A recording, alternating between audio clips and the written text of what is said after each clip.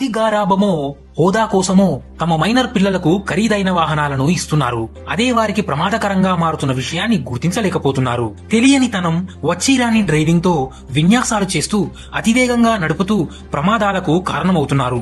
ఈ ఘటనల్లో కొందరు ప్రాణాలు కోల్పోతుంటే మరికొందరు ఇతరుల ప్రాణాలు తీస్తూ బాధితుల కుటుంబాలు తీరని ఆవేదనను మిగులుస్తున్నారు.